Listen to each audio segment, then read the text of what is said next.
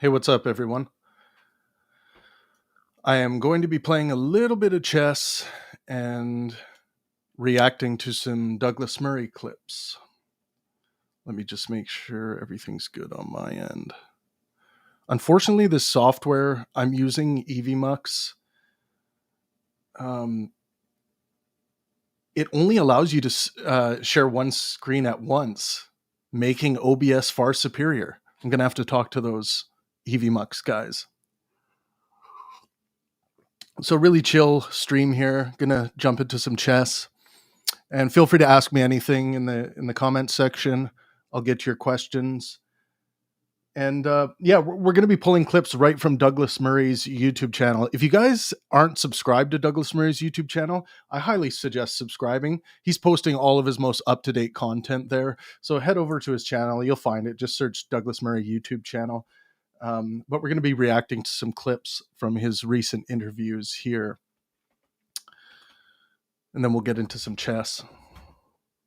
Say hello when you get into the chat and drop a like for good luck. Or as Mr. Beast says, for cookies. Drop a like for cookies. If you get the joke there, you understand the internet. Just going to make sure we're up. What up, Travis? Are you stealing my name? You mother... No. Audio is good. Rock and roll. All of my other guys at Pangburn always bug me for not being center in my camera. So I'll try to do that today, but... Old Joe, welcome.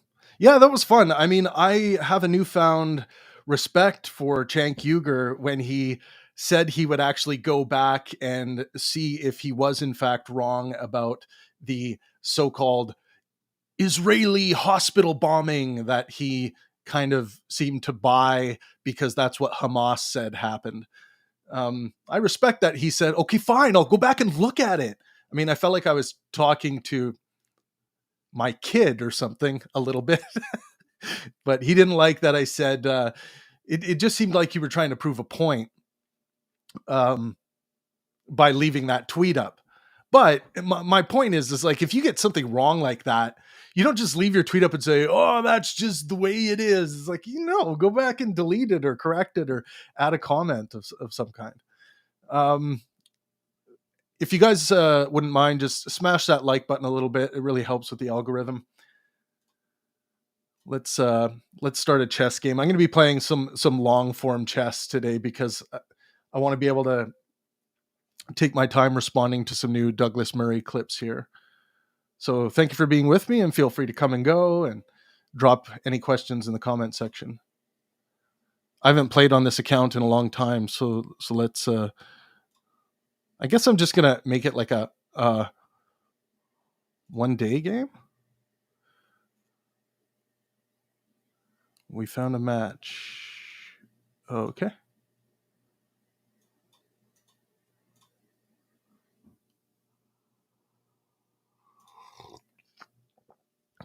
That's really weird. Oh, okay, cool.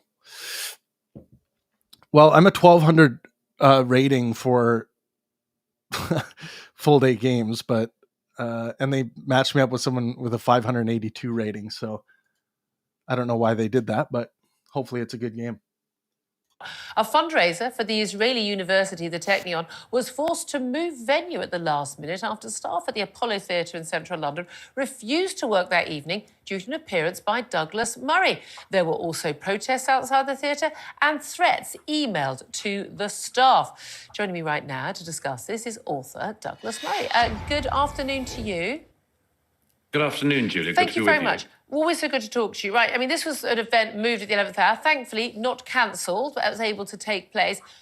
Who wasn't happy? I'm wondering, it's going to be an absolute mystery, isn't it? Who wasn't happy with you, an author, a journalist, speaking out at a fundraiser? Who wasn't? Honestly, these conversations about like cancel culture and live events just fill me with anxiety, man. All you have to do is get out there and produce an event for the first time, and you're going to find that, especially if you're in the intellectual domain, that there's always going to be someone that thinks you are promoting some kind of hatred with your event. And if the zealotry is strong enough, they might be successful in shutting down your event. I mean, even when I put Sam Harris and Jordan Peterson together, there were people, well, first of all, some like Nazi group showed up in like support of the event, and then there was a counter protest to that group, and then all of that got like grafted onto the event itself. So that's, this stuff is just fucking stressful, especially when you're selling tickets. You've spent tens of thousands of dollars on marketing, and then like, some manager at a theater might be like, it's too risky, man. And yeah, it's rough. One day I want to own my own venue, so I could just be like, this is what we do here, like, be prepared. If we have to bring in more security, we will call the police, I'm happy about you appearing, and why? Well, the event was meant to go ahead at the Apollo Theatre on Shaftesbury Avenue. It was sold out. And it was, as you say, to raise funds for students at an Israeli university, many of whom have been called up in wartime, and their education has been completely disrupted. And so, yes, it was a conversation that I was being interviewed by the actress Louisa Klein. And it was going to be a warm and happy event. And a group of staff at the theatre said apparently they felt unsafe about the event. Then something very sinister occurred. The CEO of NYMAX, who is herself Jewish, started to get scared, it seems. She called in staff from another theatre, and one of her own staff leaked the emails of the people who were going to work as ushers and so on the evening. And then they themselves dropped out from fear. By this time, did they actually receive emails threatening them if they appeared to work at the event? That's not clear to me, actually, at the moment. It's interesting. It's nowadays, as you know, Julia, in our country, it seems even the threat of a threat is enough to make people cancel an event. And I, at any rate, don't respect that at all. My view, if a theatre receives threats about an event that's ongoing, there's one thing they do, which is they call the Metropolitan Police and they say, your job is to protect this venue and make sure that the evening passes off safely. But they didn't do that. They just, as cowards as they are, cancelled the event. Fortunately... And this was only last night. This was hours before the event. Hours before. They canceled hours before the event? Oh my God. Somebody help me. Yeah, I mean, look, if you're out there trying to take away people's ability to speak, you need a Daryl Davis like awakening. For those of you who don't know who Daryl Davis is the black man who goes into the Ku Klux Klan den to have good faith, helpful discussions with people that hold ideas that he detests. Why? Because this is the best way to convince people that there might be something incorrect about their bad ideas. This is why I promote public intellectual discourse. Why I promote the war of ideas. It's better than promoting war in the traditional sense, right? I think almost everyone would agree with that. We should be promoting the war of ideas, not the war of rockets. And that's what I try to do. And this is another instance of like an opportunity being squandered for something to be said or something to be discussed that might just change the world, that might change many people's ideas for the better. Now, what is for the better is going to be depending on what your fundamental purposes are. But that's okay. So long as that discussion keeps going, I think it is a good thing. And there's too many people out there that just have a lack of belief in the power of intellectual discourse, and I think they need an awakening. I just need to see what's going on with these games. So this game, for some reason, it started me in 2 games, and I don't want to be started in 2 games, but I want to go back to this one, and I want to get out of this game. Abort. Yes, abort that game. Okay, cool. For the event, the idea that the theatre wasn't prepared to stand up for the freedom of speech, which our forebears laid down their lives to ensure that we, their descendants, got, is to me absolutely outrageous. Sometimes, Julia, I don't recognize our country anymore. It's filled with Islamists parading around the streets praising terrorists and cowards in all positions in public life. But there's a very big difference, isn't there, between you're on minimum wage working in a cinema as an usher. You've been asked to go work somewhere else. You've been told your email's been leaked. Pro-Palestinians reports claiming that there were threats. Again, we can't verify that. And you're thinking, is this really my fight? Now, I can understand wanting to stand up and saying, no, this is my fight, freedom of speech. But for a lot of people, she makes a good point. Like, if the ushers who are making minimum wage are feeling threatened and they're not really engaged in this like global discourse around, if they're not engaged in the war of ideas,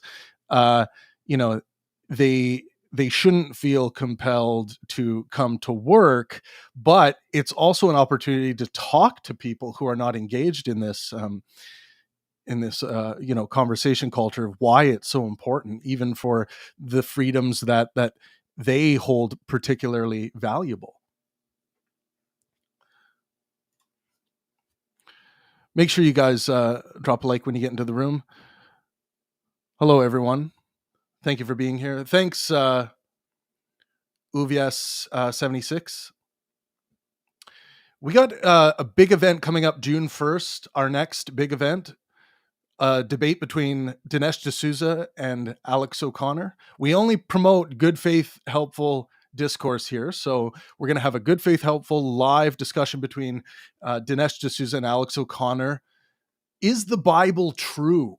That's the topic, plain and simple. Is the Bible true? This is going to be in New York City stage, June 1st. If you're interested in coming to the event, which I highly suggest, there's nothing like actually being there. I suggest coming out and checking it out. But if you can't get to New York, we very well might have a live stream available for you guys, free of charge. But if you can support Pangburn and what we do, I deeply appreciate it. There's also, we recently got signed up with a VPN deal. If you guys do need a VPN service, the information's in the description of this live stream. And you can also become an official channel member if you click that join button. I think it's $4 a month.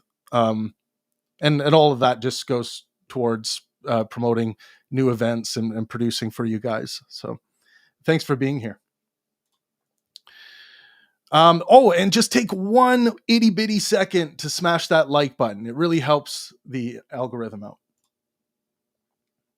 People, they go, no. But it is the venue, it is the venue, owners and managers who should be standing up. We've seen this again and again, whether it's a cinema showing a film that some people of Islamic faith don't like, whether it's, in fact, it actually happens again and again for women standing up for our gender critical beliefs, that trans women are not women, and people being, again, no, that you can't be housed by that. Comedy, when people just want to just say the most basic stuff that is just known to be true and basically losing the venue. This has become a common occurrence. Yes, it has, Julia. And frankly, if you work in a theatre, your job is to open the theatre. Yeah. And your job is to ensure that the show goes on. That's it. Now, as you say, 18, 19-year-old ushers. Now, maybe we shouldn't rely on them to be the most sturdy members of society. But you know what? I do expect that, actually. I do expect people to turn up and do their job. Because otherwise, and I think this is one of the things that happened on this occasion, otherwise, all you need is some malevolent actor saying, I don't feel safe. Yeah. And well, Douglas is right that people should be expected to show up and do their job if you rent a venue. And if there's a security concern, the answer is more security, not to just cancel the event. But that's on management, right? I don't put that on the ushers. Now, if management has offered, sufficient if they've let their staff know that there's going to be ample security and everything, and they still don't want to be there, then that's a different problem. And I think that's what Douglas might be alluding to here. But yeah, man, so much money is lost when events are canceled. It's a terrible thing. Then the whole venue collapses and the whole event is cancelled, as in this occasion. Yeah. We've seen this at publishing houses. There was some kid at one of the publishing houses who were going to publish J.K. Rowling's The Ichabod, which is for, I think, 8-year-olds. And somebody in the staff, junior member of staff, said that his non-binary friend could be affected by this. And on the basis of that, he tried to get the publishing house to drop J.K. Rowling. Yeah. And, I Funnily enough, said it didn't. Well, I mean, look, they can like, that's as a piece of activism, they can do that. And I get it. Like, people, I'm all for being like, you shouldn't support X person. Like, if you don't think they should be printing something, you can go out there and say that. But again, if you don't have this, if you haven't been turned on to how important public intellectual discourse is, or how important it is to let good and bad ideas have their time on a stage. Because if they don't get their time, if there aren't strong arguments made publicly against the ideas that you detest, where do you think people are going to get these arguments from? Do you think they're just going to make great arguments on their own? I'm sorry, that's not the way we are set up publicly at the moment. People are generally, they have a tough time, putting their socks on in the morning. And that's not to say that, like, all of us here that are engaged in this channel, or who listen to Douglas Murray, are automatically brilliant or anything like that. But it's just a statement on, like, the general education level of the public. They need examples. The public needs examples of ideas being challenged. Good examples, not that of, like, like Joe Biden versus Donald Trump. That's not intellectualism. That's like scoring virtue points or emotional points with your voting constituency. Much different thing.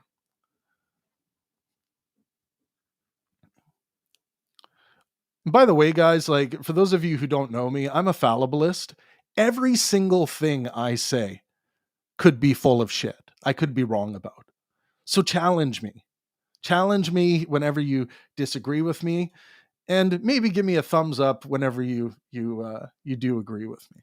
But again, everyone, take a second to smash that like button.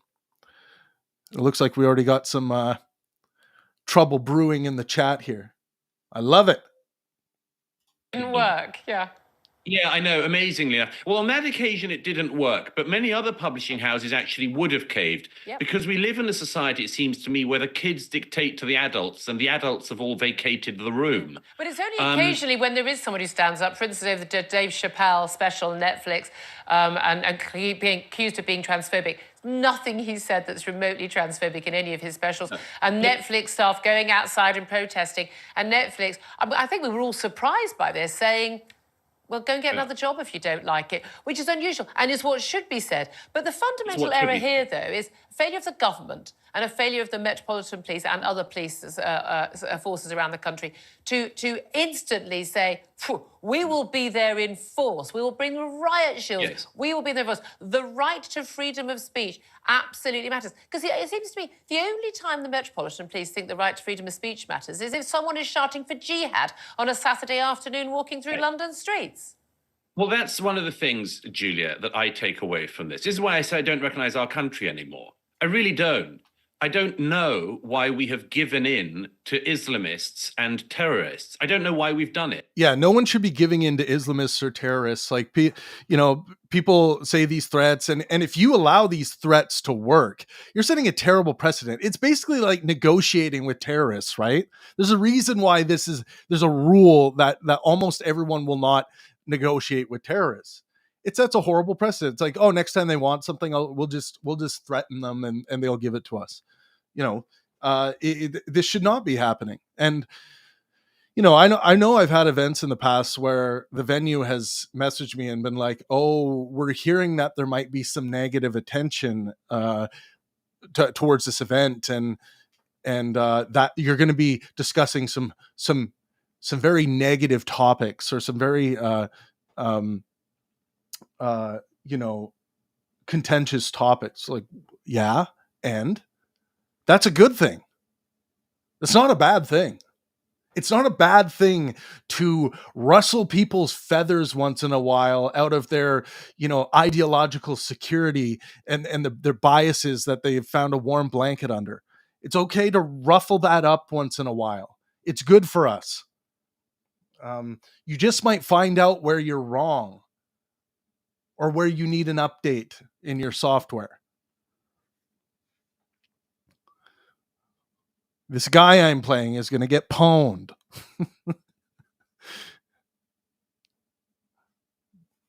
Yeah, we're going pawn G5, of course. This guy's running around with his queen way too early. Why is it that Saturday after Saturday, people parade through the streets of London calling for jihad, praising Hamas, praising terrorists, and clambering over and defiling our sacred war monuments? Why do they get to do that every Saturday, but I can't speak in a theatre on Shaftesbury Avenue to a packed theatre, mainly of Jews? Why is it that if you call for violence against Jews day after day on the streets of London? Well, the point is here, Douglas, is are they breaking the law?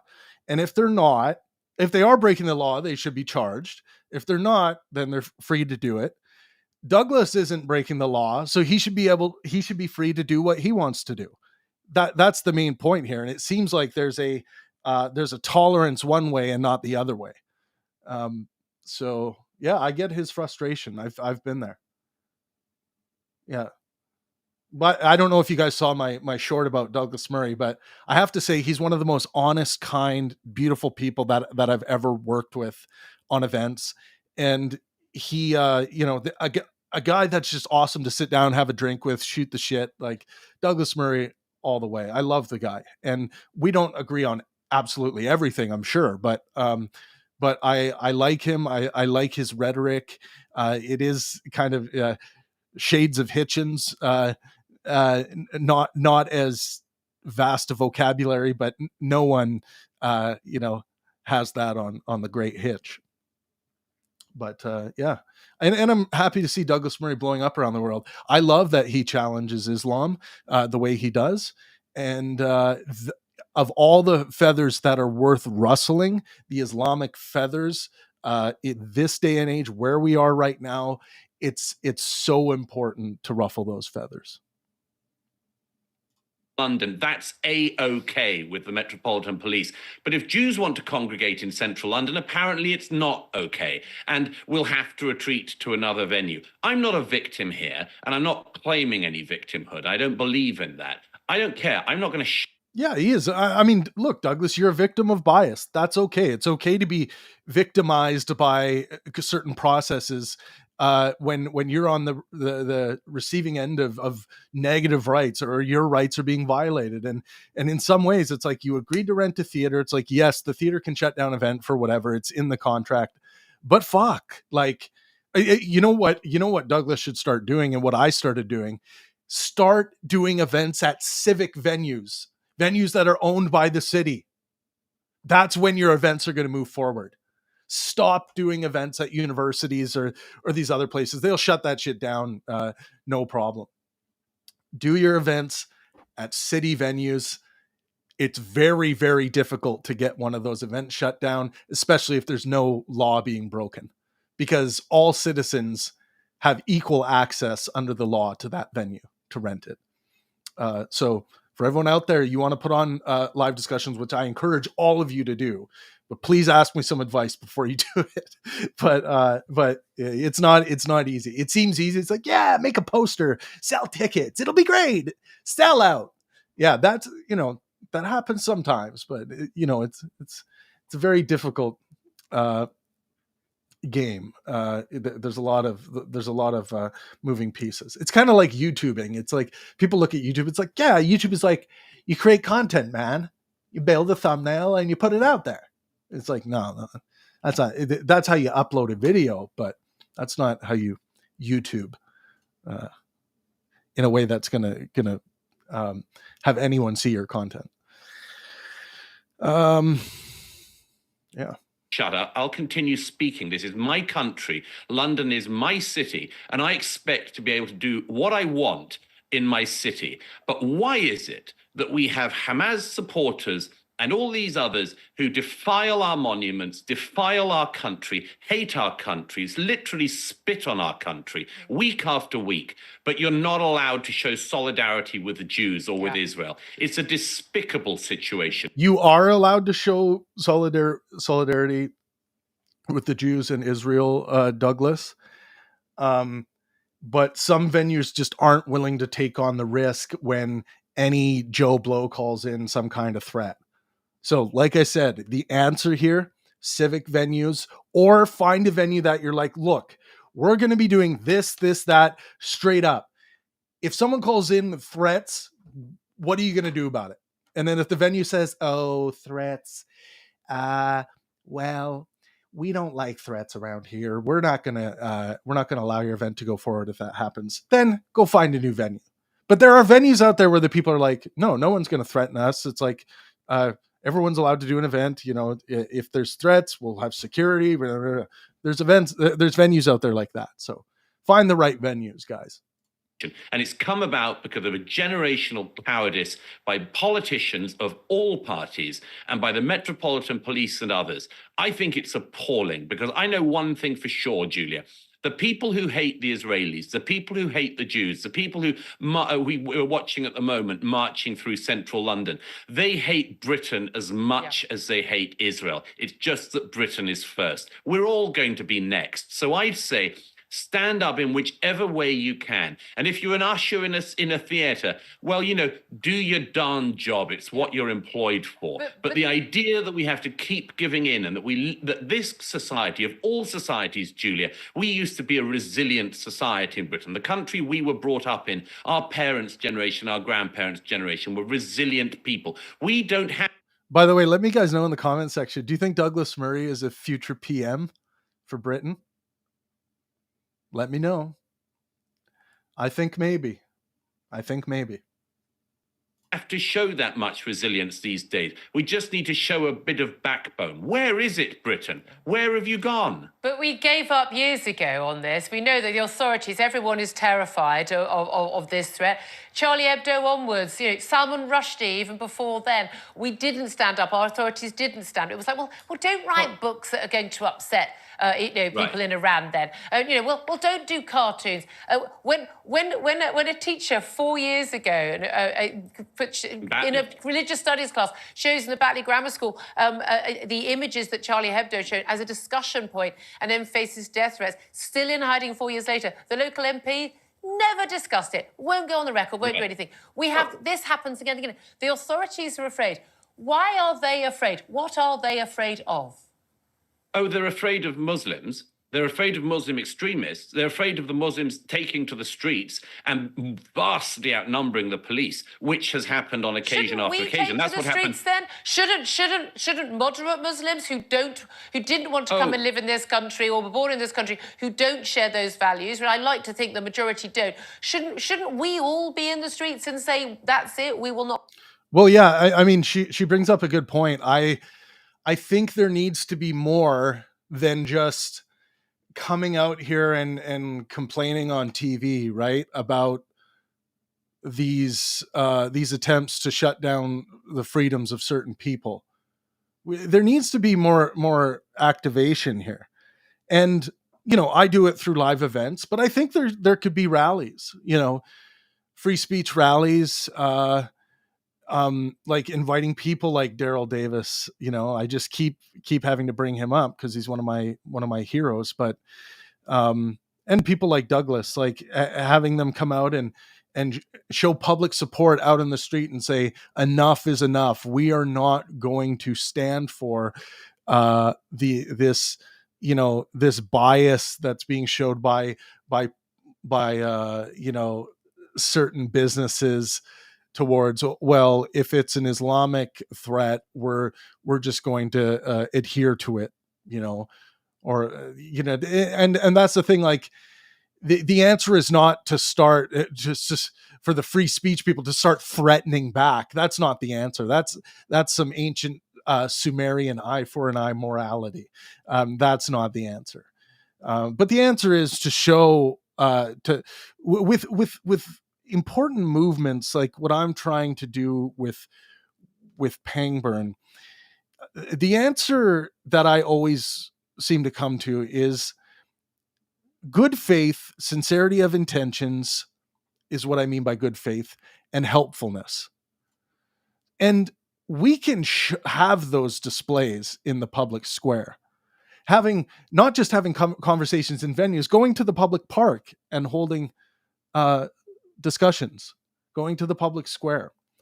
So yeah, we do need more of this, but the risk of entry can sometimes be too daunting for many people.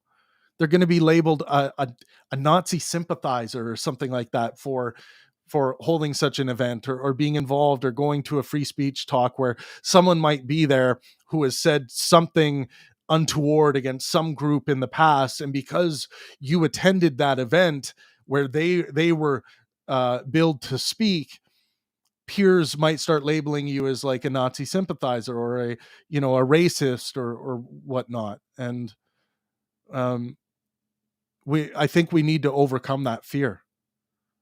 We need to overcome that cost of entry. Not put up with this anymore? Well, I'm afraid what you call the moderate Muslims are notable by their absence, certainly notable in condemning their co-religionists when they call for jihad and much more.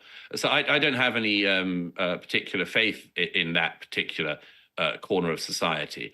But I do wonder, as I say, what has happened to everybody else. Last week, we had a Conservative MP stepping down because he said there are too many threats to his life and he just doesn't feel safe being in politics. And all these nincompoops in the Conservative Party and the other parties sort of said, oh, that's sad that that's happened. No, it's not sad. It's an outrage. It's an absolute outrage. And the police, I mean, last night in London, outside the theatre I was meant to speak at, a group of Islamists paraded up and down the street screaming through megaphones abuse at me. I don't care, but I think the Metropolitan Police ought to care. Yes. And also Correct. If the threats are being yelled, again, this all comes down to the law of the land in these situations. The law should be applied equally to everyone, and it doesn't seem like it's being applied equally to Douglas and his causes in the situation he just outlined. Now, I'm assuming that he's getting those details correct here. But, if that is the case, this ought to be equal treatment under the law. Let's never forget, Julia, we are all being played in Britain. We are all being played. People like the ones you're watching at the moment, they wouldn't reciprocate and give us our rights to freedom of speech if they had the upper hand. Not a bit of it. These people would subjugate everybody. But they're trying everything they can now. They're pushing, as people like them always do. And I would like to see Britain to push back. I think it's high time we made it clear that we're not going to be pushed around endlessly. You know what? We have holy places as well. One of them is our war memorials, which are trampled upon week after week. You know what? I've heard enough of Islam's holy places. I've heard enough of Islam's feelings and the sensitive feelings of Muslims that dictate which films can be seen and which books can be written. Well, you know what? We're not very sensitive. I'm not very sensitive. But actually, I do have feelings as well. And my society has feelings. But and we don't like trampled upon. We are a very tolerant society, but our tolerance is being used against us. We're tolerating intolerance. We need to make it very clear. As I say, if you want to live here, you have to come here to make your life here, or you are born here. If you do not share these values that we share, hold dear in terms of equality, freedom of religion, freedom of speech, and I like to think most people in this. They don't have to share the values, but they have to uphold those values. They have to uphold the law of the land. They have to adhere to the law of the land. Even if they don't agree with it or don't believe it, it's wrong to force. I think it's wrong to try to force them into believing something. You can't force a belief on anything anyway. That's not the way beliefs work. You're either convinced of propositions or you're not. So you can't force yourself to be convinced of a proposition. But the answer is like, whether you disagree or not, the law is the law, wherever you find yourself. And any sound moral quest must take into consideration, regardless of what they believe, where their actions are going to leave them. This country hold those. I do worry they don't anymore, whether whatever religious faith, equality, etc. If you don't share those values, there are lots of countries that you can go and live in who share your values. If you want to live under Sharia law, if you want to have those sort of controls on people, fly free. But here, scram. Here, these are our values. But we don't stand up for our values in this country anymore. The government doesn't stand up for it. Everyone's embarrassed. Diversity is our strength, we're told. No, our strength is Western liberal values. Yeah, so like the idea of like, if you don't like it, scram. It's understand that people are change their minds on what they believe all the time, right? The people who currently disagree with you still hold incredible high levels of value, potentially, so long as they were able to overcome certain levels of extremism. So I think it's important not to lose the value of the individual due to some bad ideas that could be changed, that could be argued out of them. We see Muslims all the time go from extremism to reformism. Just as one example, in the Daryl Davis example, we see staunch KKK members find their way out of that and come to realize that the black man is just like them, minus some physical features that really mean fuck all in the grand scheme of things. Our history, a character of our nation, the fact that we fought for democracy against fascism and won. That is where our strength is. Yeah, absolutely. My forebears fought Nazism. The Nazis are back. They're wearing green bandanas and things now. And they want to, like they did last night, chase Jews out of public spaces in London. Well, no. Not on my watch. Absolutely not. Not on your watch, not on my watch. Yeah, if anyone's publicly trying to target and chase Jews out of the public square, they ought to be held to the law of the land. That surely is illegal. So if that is happening, what Douglas is saying, this needs to be addressed. This kind of soft serve, like, oh, well, I mean, they're just having their little protests because of what's going on in the world, and they'll get over it. And, you'll see in a lot of Douglas Murray clips that I post on the channel that, so many people just don't realize, like, this is, they're serious. These Islamists and, haters of Jews, they are serious. They're not fucking around. Take it seriously. This is not a joke. Yeah, but what do they really want?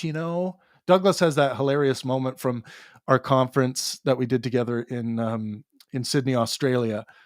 Well, Douglas, what does ISIS really want, though? And he's, what? I mean, they're pretty damn clear about this, what they really want. To bring on the end times and, kill the infidels and, wipe the Jew from the land in some cases. Like, this isn't a mystery. Like, come on, folks.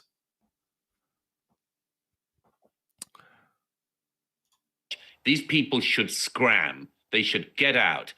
We are being taken advantage of on an historic scale. And I'm not putting up with it, and I hope that the British public don't either. Absolutely. Douglas Murray, it's always a pleasure to speak to you. Again, you'll always have the power of free speech on our station. Douglas Murray, thank you for that.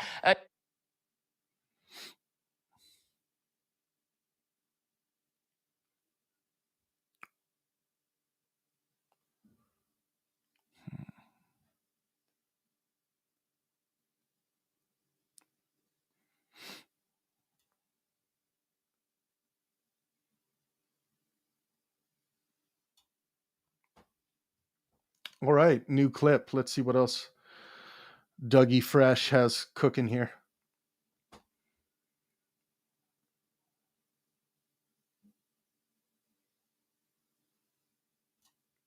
You better get on the phone and tell Bibi to implement an immediate ceasefire, because the Chicago City Council, led by Mayor Brandon Johnson, has just passed a ceasefire resolution. That happened yesterday. Let's have a look.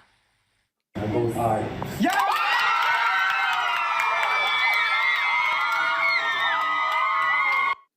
Cringe.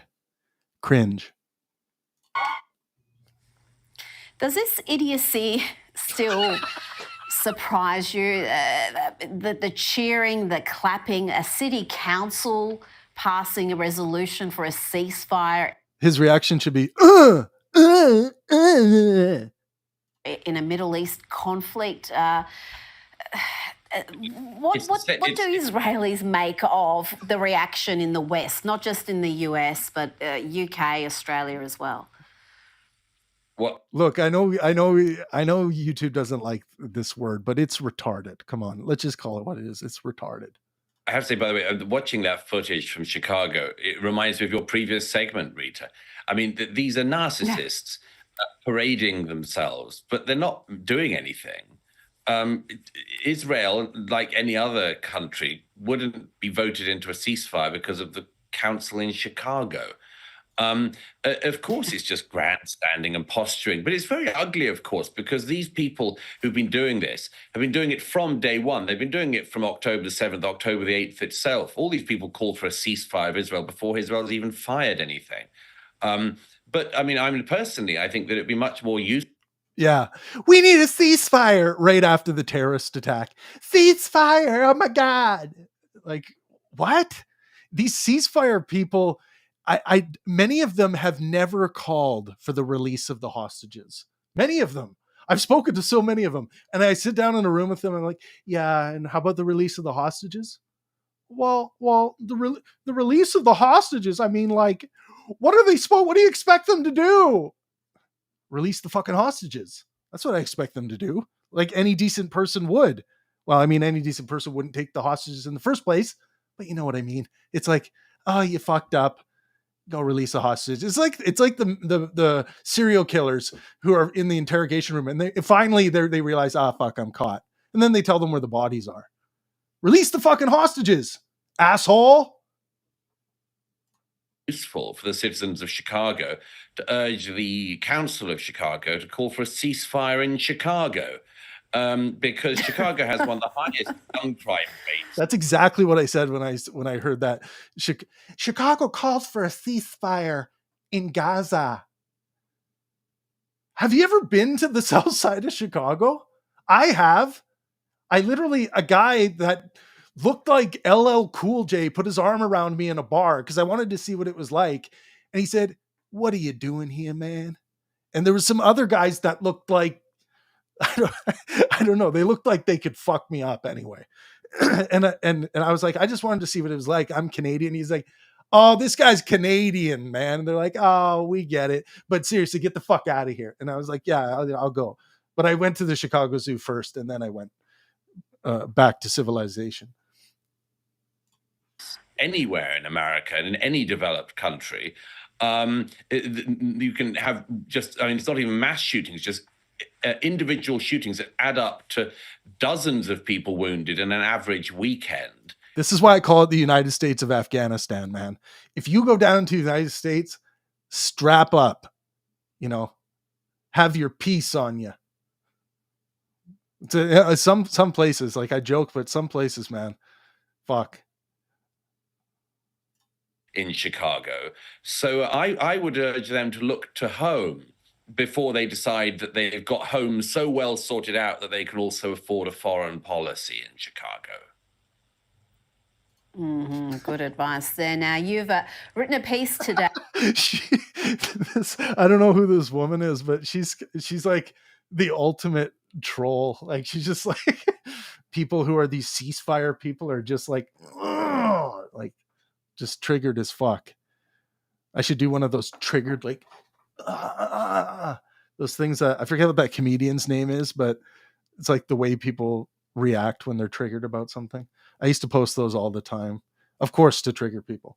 Day for The Spectator, where you say the Tories have nothing to run on. What do the modern Tories stand for? What has happened to their conservative credentials? That's a very good question. It's entirely unclear what they do stand for at the moment. Rishi Sunak seems to have made banning disposable vapes his main ambition of late. And I've always liked to think that the country could do more than that. But, it's very strange. As I say in the piece, it gives a different meaning to the fag end of a Tory government. But the strange thing about the Conservatives is they've been in power for 14 years now. They've rotated through prime minister after prime minister. All of them have this increasingly Who tells Boris Johnson to dress like that, by the way? He like the full tracksuit. Who is he, Hugh Hefner?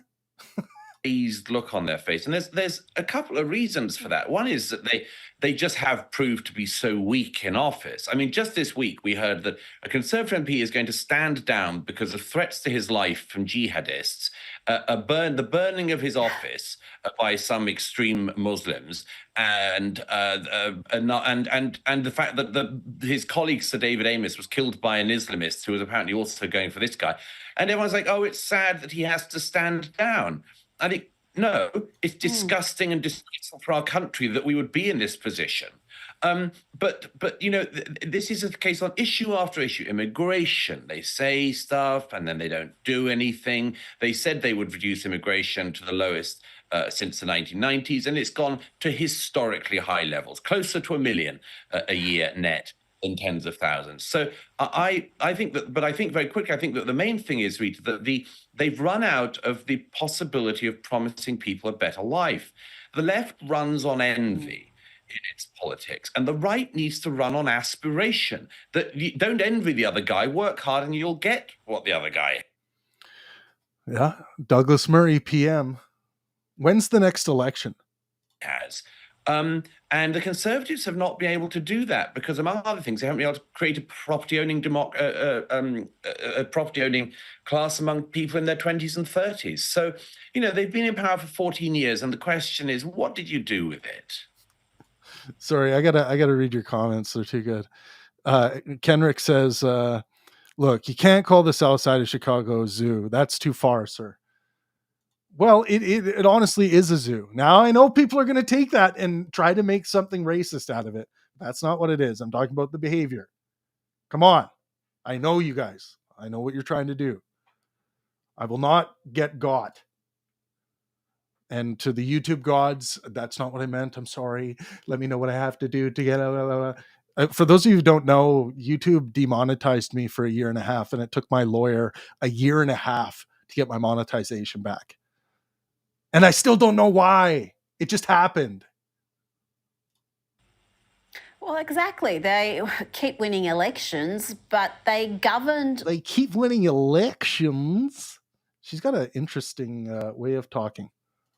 Like a Labor government. Look at the energy policy, look at the far left indoctrination that's evident in the education sector, in the bureaucracy. Even the counter-terrorism efforts have been compromised by leftist ideology, as you recently discovered. That's right. And, there's no excuse really for having, after 14 years in government, complaining that the civil service is left-wing.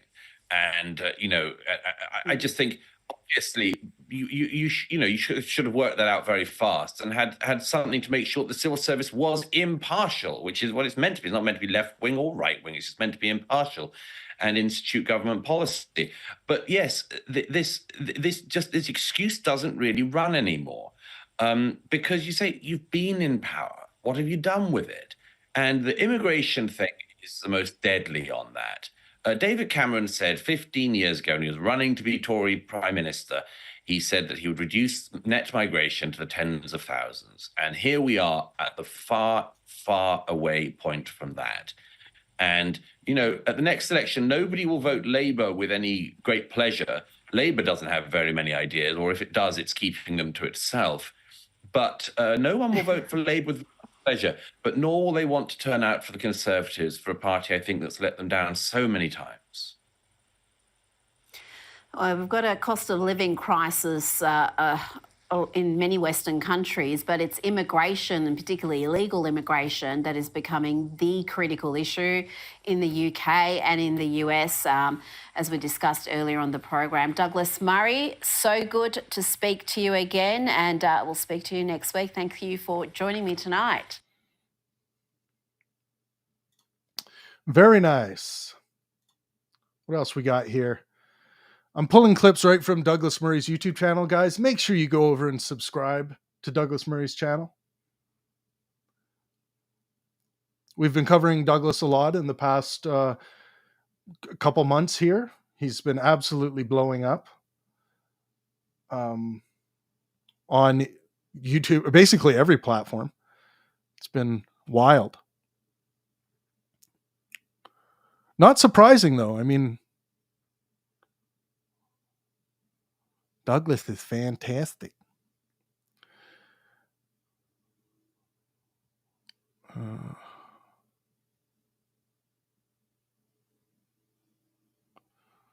do I want to do here?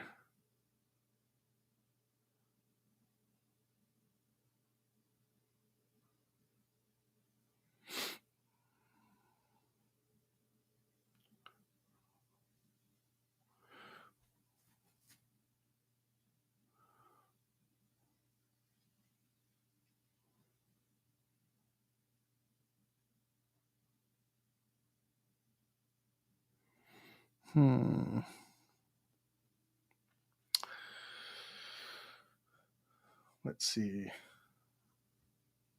What's this chat? Man up. Stand up. Have some damn pride in yourself. What happened to you? What happened to you? We were strong. We were powerful. We were principled, and we weren't easily pushed around. Thank you for watching the Winston Marshall Show. Winston Marshall, not familiar. Make sure you guys drop a like if you're enjoying the stream. I really appreciate it. We're just doing very casual stuff here today, playing some chess, reacting to some Douglas Murray clips. Do check out our recent bout with Cenk Uygur. We just had him on the show. It was a lot of fun. Yeah, I'm going here. Going here. Yeah.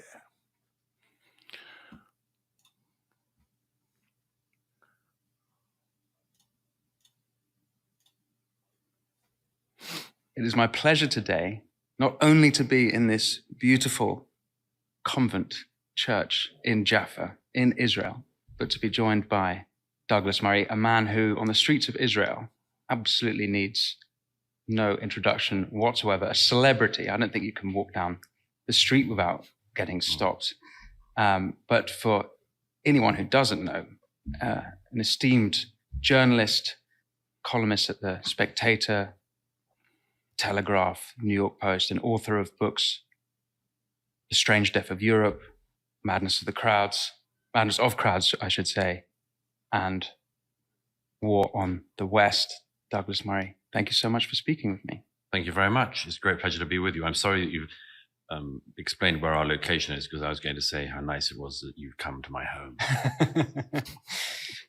So obviously we're in Israel, and this is a post-October 7th world, and it's the Israel-Hamas conflict that has brought you here. Hamas's Operation Al-Aqsa flood that on October 7th killed 1,200 Israelis and 253 people taken hostage. You've been here for a few months reporting, doing media across the world, going to the Gaza tunnels, I understand, going around the country. I wondered if you could tell us if there was anything, aside from the obvious reason that you're a journalist, but anything that compelled you specifically to come here to Israel for this conflict. Well, I've been in Israel for most conflicts since 2006, where I was here during the Second Lebanon War. I've come here many times in peacetime as well. I wanted to come here as soon as I could after October the 7th for several reasons. One was that I believed that it was necessary to see what had happened and to see what was happening. I had an intuition that we were going to see two things in particular, which I think have panned out. One was that the world was going to move on from October the 7th immediately and on to what Israel was doing in response to October the 7th. And that was pretty much a story from October the 8th. It wasn't what had happened. It was, what are the Israelis doing? The world is always fascinated much more by what Israel does in response than in what is done to Israel.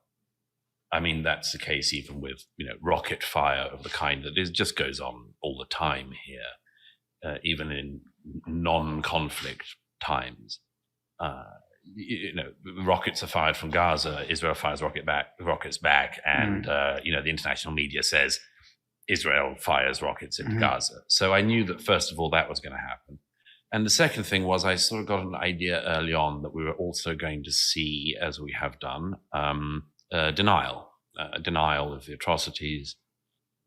And I mean, that happened from the day after. Yeah. As ever, with people who hate Israel, they simultaneously deny the atrocities and revel in them. They celebrate something they also diminish. And so in that situation, as you well know, it's best to see things with your own eyes, because at least then, when they say, as people do, this didn't happen or that didn't happen, you can say, no, I know, because I saw it with my own eyes. So that's partly why I'm here. It's kind of astonishing to think. I think that's very heroic for someone who's a journalist to go into war-torn areas and areas of war and cover these things. There's always great risk to people's safety. And, Douglas seems to always jump at the opportunity in his history. So that's, hats off to Douglas for doing that, to want to unveil and see for himself what's truly going on. To imagine what it would take for these people who are denying it. When would they actually believe? We've seen most of the videos from October 7th were on social, well, maybe not most, but certainly a lot of them were online. We saw them. Hamas were gloating about it. What would it? And we see also that we know what the Hamas charter is. Now again with the war on the Houthis in the Red Sea, their literal charter is: God is the greatest, death to America, death to Israel, a curse upon the Jews, victory to Islam. And on the streets of London, Yemen, Yemen, make us proud. Turn another ship around. I can't imagine what it would take for that to... Well, those people are beyond reason or persuasion, of course. I mean, those people are enemies. They are enemies. Yeah, I disagree with Douglas. They're not beyond reason. These are otherwise reasonable people who have some very extremely bad ideas that are, keeping them from being able to do a more accepting moral calculus of people who might disagree with them. So dogmatism is the problem. And of course, in the Jordan Peterson, Sam Harris discussion series that I produced, and Douglas was part of part 3 and 4, dogmatism was on the menu every night. And that was, one of the things that was uniting between Jordan, Sam, and Douglas too, was that, dogmatism is the problem. When you're dealing with someone dogmatic, where they truly believe in something incontrovertibly, they believe that there is no possible way that the thing could be wrong that they're believing in. You see this a lot with religious fanatics and extremists, where they believe God is on their side. They believe they have a commandment from God, or a demand from God, or a call to action from God, and that it can only be good. Now, that's difficult to come into contact with and try to interact with, but not impossible. We see people drop their dogmatism all the time. Nobody ideologically is beyond saving. Absolutely. And we can look at the case of Majid Nawaz as an example. from Islamist to reformist. And again, I bring up Daryl Davis again. If a KKK member can find their way out of the Ku Klux Klan and find their way into a long-lasting friendship with a black man, and to call him best friend, there's hope for anyone. And it's true that Islamism and Islam and certain sects of Christianity and other religions, these dogmatisms run deep, but not out of reach. Never, as far as I can tell, out of reach. The rehabilitation process may seem impossible when you're dealing with people, let's say, on the other side of the world, that are hard for you to come into contact with in any meaningful way. There's no question that this is difficult, but not beyond repair, not beyond correction, even if they believe so. Dogmatic beliefs are delusional, as far as I'm concerned, by their definition. Even if you believe for something to be incontrovertibly true, we know that there's always, almost certainly, there's always a possibility for that dogmatic belief to be overturned. So for someone to believe that it could not be, it's delusional.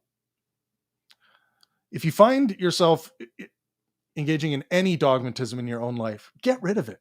Adopt fallibilism. Fallibilism being this position that anything you believe, anything you think could be incorrect. Anything. It's like, okay, I believe my wife went to the grocery store. It's impossible that she didn't. Well, why do you believe that? Well, she came home with groceries. Well, someone could have went and picked up the groceries for her and gave her the groceries. Oh, well, that doesn't sound very likely. Yeah, but it's possible. It's not incontrovertibly true. So, yeah, dogmatism, a bane on human existence, should be avoided. So we're just doing some reactions today, guys. A very, very casual, unplanned live stream here. Make sure you drop a like. Make sure you're subscribed. And we'll continue on. I forgot I was in the middle of a chess game here. Actually, this person is about to lose. All right. Of Israel, they're enemies of Britain, they're enemies of America, enemies of the West. If American, British, and other ships are attacked by Houthi rebels, why would you be chanting in support of the Houthi in London? Only if you hate the city you're in, the country you're in, the society you're in. And there is a significant number of people who that's the case. I think there's a larger number of people who are just very easily persuadable, who are very, very ignorant and hadn't ever heard of Houthi until a couple of weeks ago, and now have become wild experts on them. But it's the people in the middle, it's the non-fanatics, non-psychopaths, the non-dogmatic Islamists, just enemies of the West, who are the ones who are persuadable. People who celebrated the massacres and really loved them, as there are many people in Britain who did and who said so on the streets and are still saying so. Those people I'm not interested in, really. They're enemies, and that's that. I mean, it's like, even if they're British. Oh yeah, I mean, it's not my fault; it's theirs. If you glory in the death and slaughter and the murder and the kidnapping and beheading of Jews, I don't regard you as being the best of British, and I think we're taken wild advantage of by such people. But there is this large group of people, and I think this has shocked a lot of people, particularly in America, where I spend a lot of my time, who they're shocked by the fact that there's a younger generation there who really do seem to be taking the cause of Israel's enemies up as a sort of, as I said recently, their generation's free Tibet. They think free Palestine is the sort of cool thing to call for. They have no concept of what they're talking about. When somebody says from the river to the sea, either they know that they are calling for the end of the Jewish state, or they don't know which river it is, and they don't know which sea it is, and they probably couldn't guess. Well, I want to come to Britain, but one thing I've noticed whilst being here, now being in London, we're here all the time, from the river to the... Yeah, Douglas shouldn't give up on these people. He shouldn't. He kind of has an attitude of they're lost to me. He shouldn't have that attitude. That's something I would argue to him if I was in this conversation with him.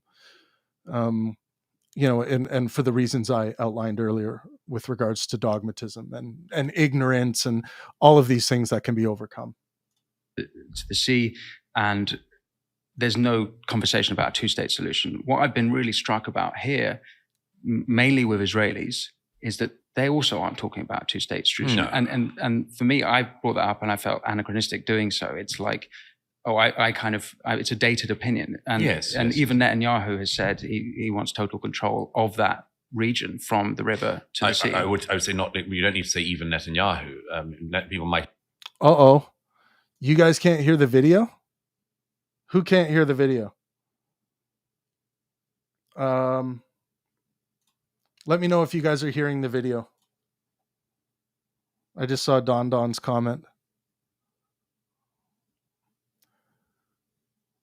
Okay, looks like you guys can hear everything. I don't know what Don's going through there. I'd expect Netanyahu to say that. It's more striking that all of the Israeli left, everybody you speak to in this country, I've spoken to people who are lifelong leftists, lifelong peace now, people who were employing and working with Palestinians from the Gaza, who see no future in this so-called two-state solution. And I think the rest of the world needs to catch up on that. There are a lot of anachronisms about the world's opinion about the country we're sitting in. So, my question would be, what is the other option if not a two-state solution, right? What's the other option? Lots of just wildly out-of-date, defunct views. The two-state solution was a mantra for a certain type of politician in the West for some decades. But picked up in the 2000s after 9/11, when people wanted to find the sort of solution to the Middle East problem. And they would call it the Middle East problem. And I'd always say, well, which problem are you talking about? This region is replete with problems. Oh no, it's the Israeli-Palestinian dispute. And sensible, moderate people, the sort of David Miliband's, the Camerons, these sorts of people would say, well, the real thing that needs to be sorted out is the two-state solution, the solution of founding of a Palestinian state alongside an Israeli state. And the thing is, there's sort of two problems with that. One is the idea that if the Palestinians actually had a state called Palestine, that would not mean that the economy of Yemen boomed. It would not mean that the Saudis made greater leaps forward in human rights. It would not mean that the mullahs in Tehran would stop killing girls on the streets of Tehran and other Iranian cities. The idea that the whole of the region is held back because a small population, who the Arabs and Persians and others in the region really don't care for, the Palestinians, that they're waiting for them to get a state in order to sort of improve themselves or sort of make themselves more reasonable members of the international community, is palpable, demonstrable, obvious nonsense. So that's the first thing. The second thing is that the reality on the ground has just changed, and it's changed for several reasons. One was when the Israelis disengaged from Gaza in 2005, 6, and I remember it very well, and I remember the very fervent debates in this country as well as around the world, and the pressure from the Republican government administration in America to, withdraw every Jew from Gaza and hand the Gaza over to the Palestinians and have free and fair elections in Gaza. Well, the Palestinians promptly elected Hamas, who then killed their Palestinian brothers and sisters who were from rival groups like Fatah, threw them off buildings, shot them in the back, dragged their corpses around behind trucks around the Gaza in a celebration. That was an early sign, I would say, that the two-state solution was in trouble, because they'd been given a state in Gaza. And, there were left-wing politicians, many of whom I spoke to, who, they said at the time, you've got all of the infrastructure we left, the international community will give you money, we will give you money. Okay, you're not going to be able to control your airspace, for instance, but you build Singapore. And they didn't build Singapore. The leaders of Hamas enriched themselves and their sons. They bought expensive penthouses in Qatar and around other parts of the world. And they built a tunnel system that's the... So yeah, all of this is everyone should understand that all this is shit. Like this should never happen. But that doesn't mean that there isn't a lane that could be taken that would be acceptable in a two-state solution.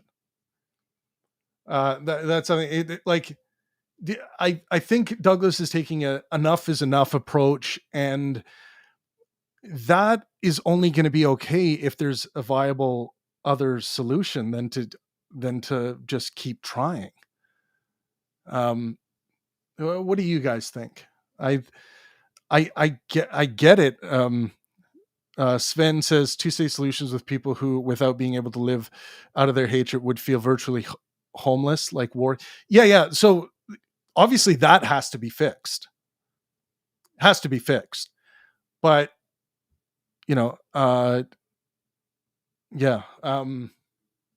And the question is, well, how do you fix that? How do you change such potent ideological baggage? It's not easy. But I think in this case, there's obviously they're not going to go final solution and destroy all the Palestinian people. Like Egypt's not going to take them. Who else is going to take them?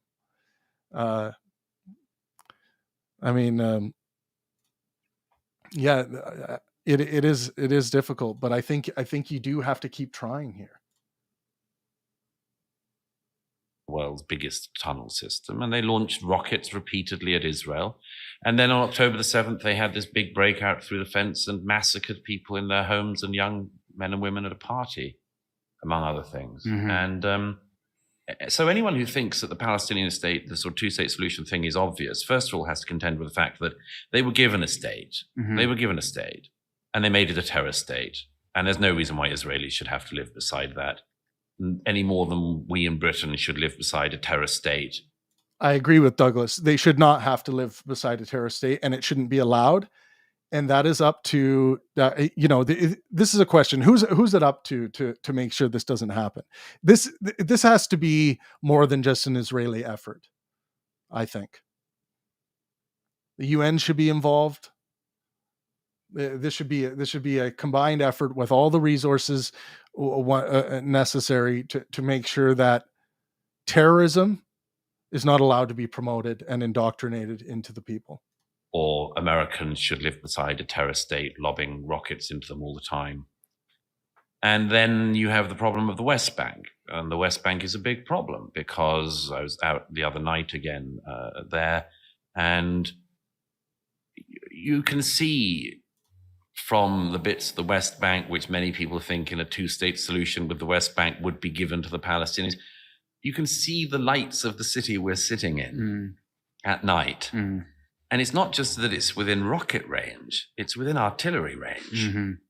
So the city we're sitting in, if the Palestinians were given more of a state than they have, and they actually have a quasi-state in the West Bank under the control of the Palestinian Authority, if they were given a state, there's no guarantee at all that they wouldn't do the same. In fact, it's almost certain that they would do the same, which means that the entirety of Israel is at constant, not just threat, but likelihood of constant bombardment from every direction, from rockets, RPGs, break-ins, and much more.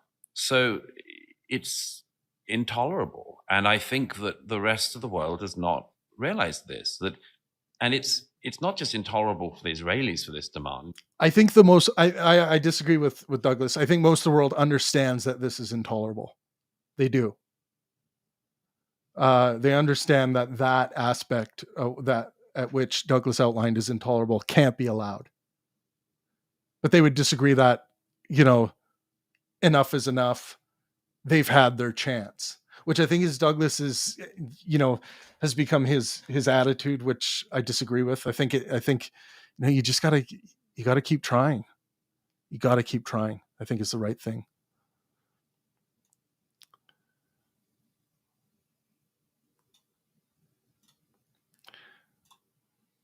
And it's something we wouldn't tolerate. I mean, the idea that you would reward, like Secretary Blinken was here again the other day, and he keeps up this thing of, this is why we need to double down on the two-state solution. First of all, you're singing a dead song. Mm-hmm.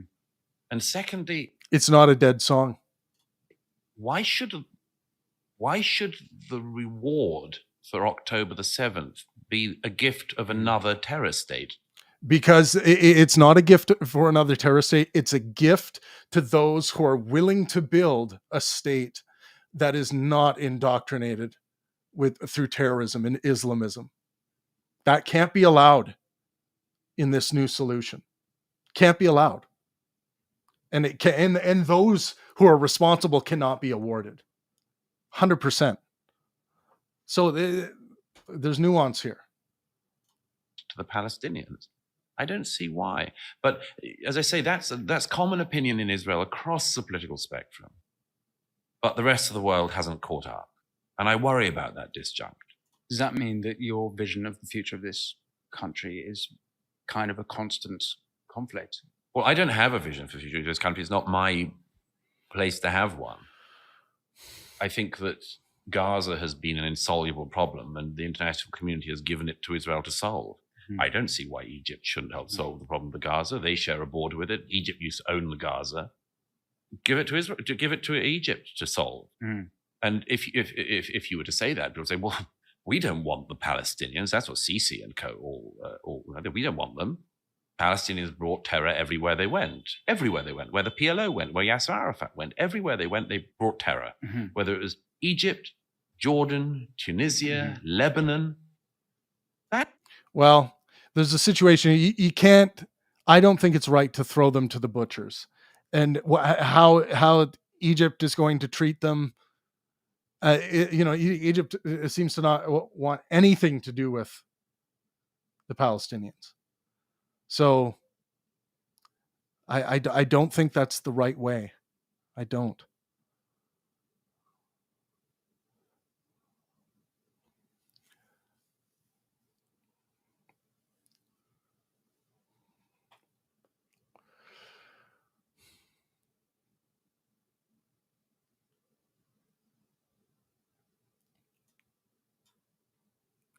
This has been a really weird chess game.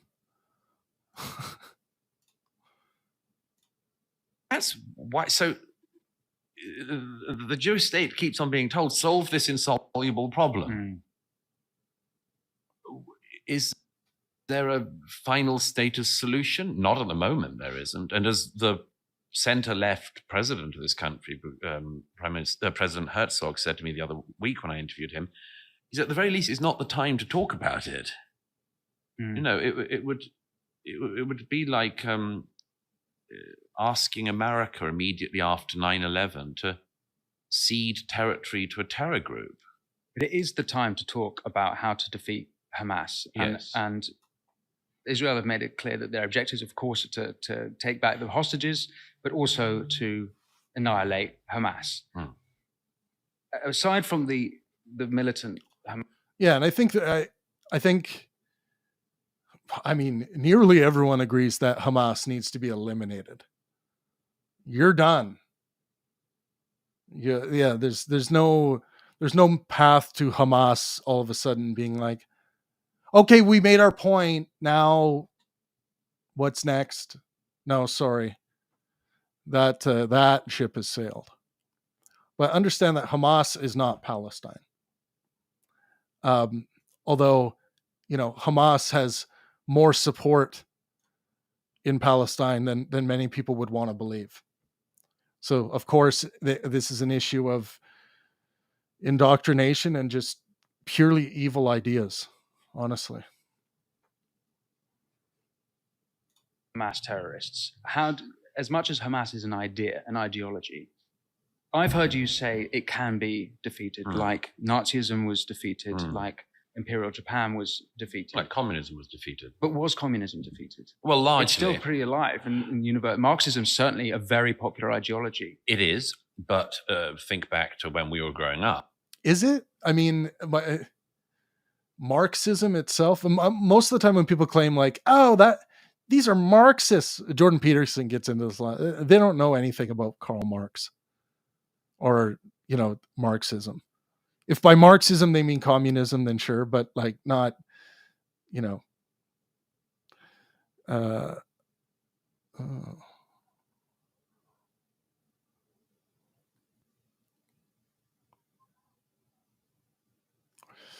I going to do there?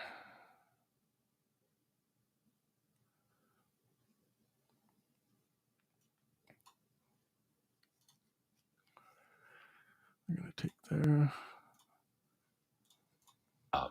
How much stronger it was. I mean, the Eastern Bloc, much of Europe was under communist control when we were growing up.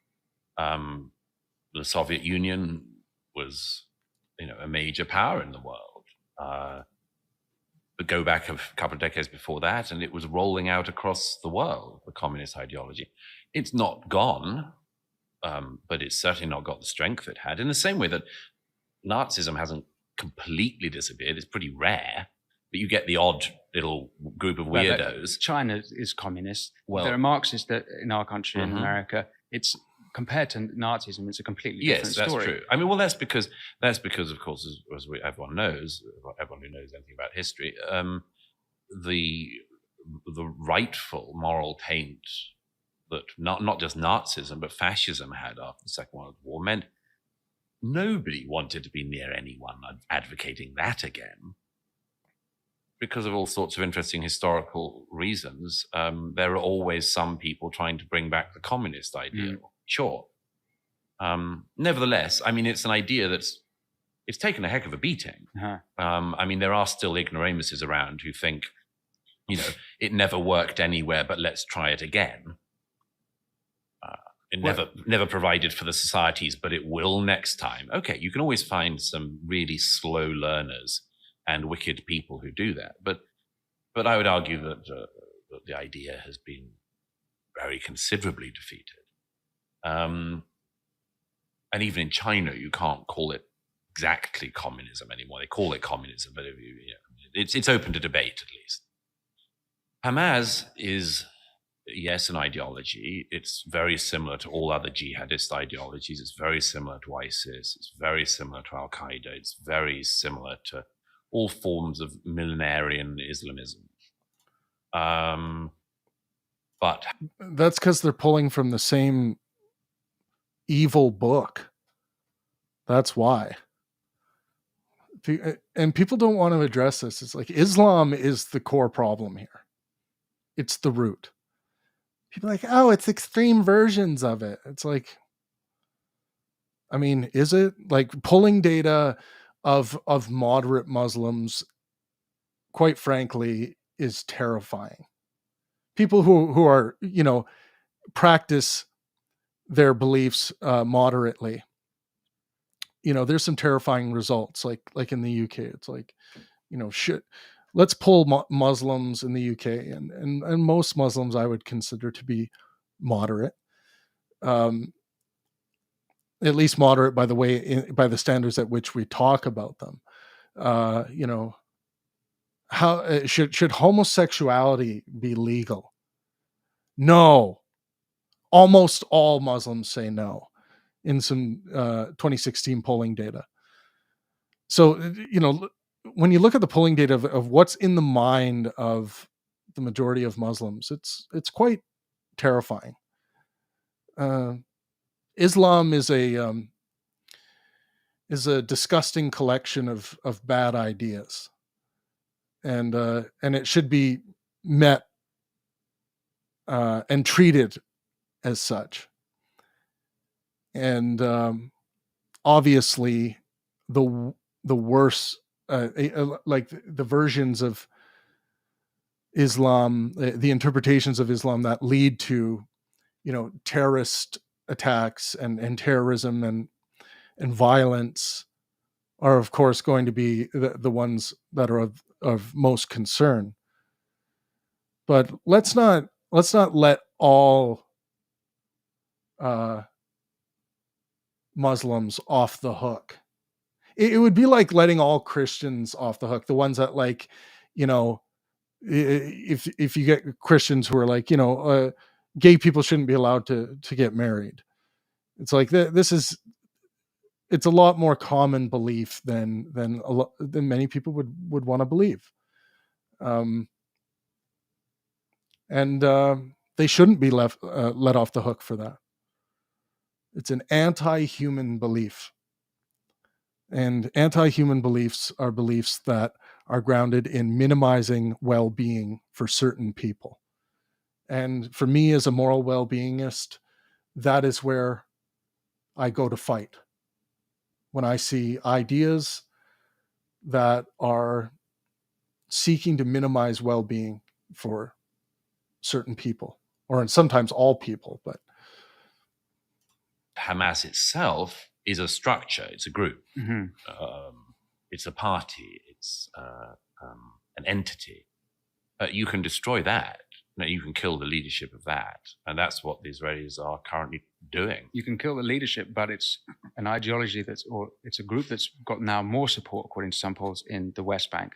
Not the case in Gaza. Yes. But it's almost like the more victorious, or the more that Israel do destroy them in Gaza, the more popular. It's like it reinforces the ideology. Yeah, there's a problem with this, and we heard it after 9/11 as well, which was some people said you can't defeat terrorism without creating terrorists, which is a logical circle, because that means all that happens after you're attacked is you just sit back and say, okay, I won't do anything in case I create terrorists, which I don't think is the best policy. What you say about the West Bank, Palestinian opinions about Hamas there is true, but it's been true all the way through. The reason why Mahmoud Abbas is currently, 16 years into his 4-year term, is because they can't have elections in the West Bank, not because the Israelis won't let them, but because the Palestinian Authority can't have them, because otherwise the Palestinians in the West Bank will elect Hamas. Of course, the people who hate Israel in the West Bank will be likely to celebrate any, perceived victory against the Zionists, as they would call them. Well, yeah, but what's Israel's answer to that? Just not attack Hamas? I don't think that's possible.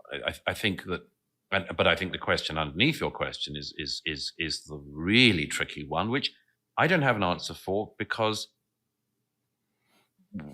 the answer that was there was trodden all over from 2005, which is, a very interesting distinction between that exists that is worth reflecting on, is that, there's a difference between psychopaths and sociopaths.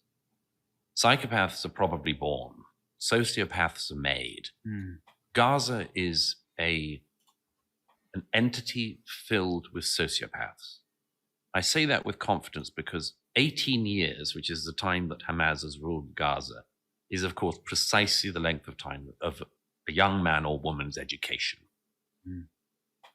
Hamas has had control of the education of Palestinians in Gaza for 18 years, and it has created a generation of sociopaths. Well, it's worse than that. Even UNRWA have also been entered, and we've seen what they're giving the kids in Gaza. It's UNRWA, it's UN entities that you and I and other Western taxpayers have all paid for, who have not policed the school textbooks in Gaza, did not stop them teaching the children not how to thrive in a potential Singapore, but rather how to kill Jews, and that the best thing you could do with your life was to kill a Jew. So that was them.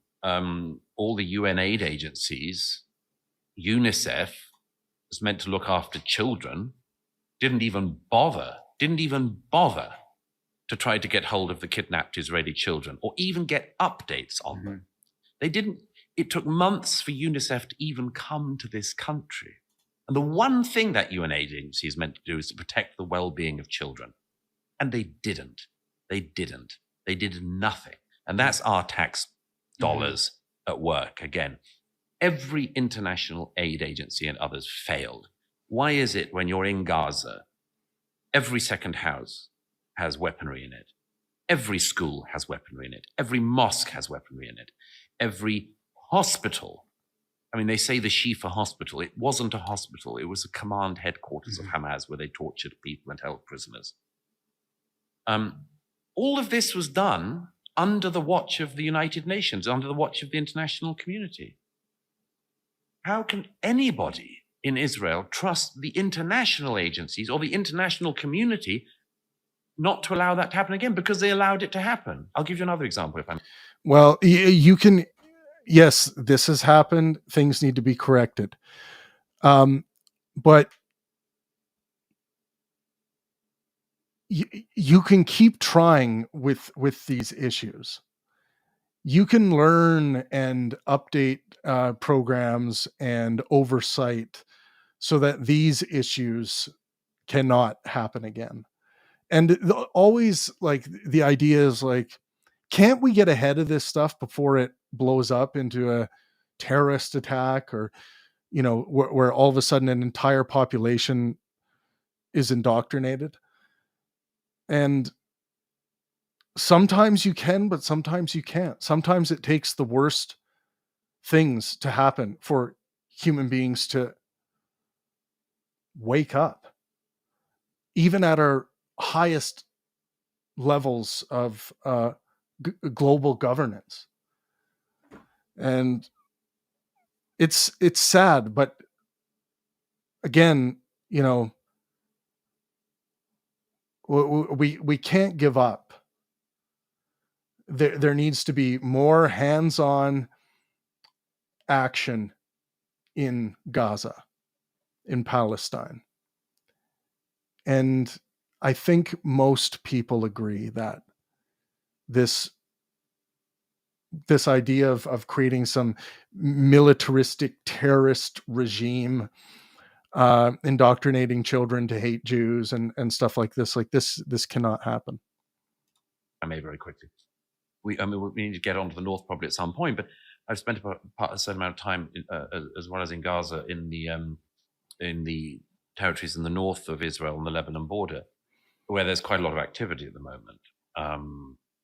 Both sides are shelling each other, incursions into Israel from Hamas as well as Hezbollah. I was there the other day. I saw the footage of, because you might say, the 2006 war ended with an agreement that the international community would police the southern part, the south of the Litani River, the border of Israel and Lebanon, would police it to make sure it didn't become a sort of another weapons buildup that meant we'd have another war in the Lebanon. 18 years on, or whatever, 17 years on, Hezbollah has amassed about 160,000 long-range missiles in Lebanon, in the area that the international community was meant to make sure didn't. No, I am not a Hamas supporter. Hamas needs to be eliminated. This is responding to GSP's comment. Hamas needs to be eliminated. I'm disagreeing somewhat with Douglas's attitude towards what the next step is. He's got a pretty defeatist attitude of like how can anyone even be asked to trust that this can't happen again, with, you know, an entire society being indoctrinated to hate Jews, being just a farm for extremism and terrorism cannot be allowed. And I think most people on this planet agree that it can't be allowed. But that doesn't mean a two-state solution that does not result in this kind of regime isn't possible. I think it is possible, but it takes a lot of oversight, and it can't just be the Israelis who take this on their shoulders. It's got to be a global effort. The United Nations needs to be involved. That's what I think about that. Get militarized. And when I was up there, But otherwise, Douglas and I agree on almost everything with regards to what's going on in Israel. Oh, where's my other window? There we go.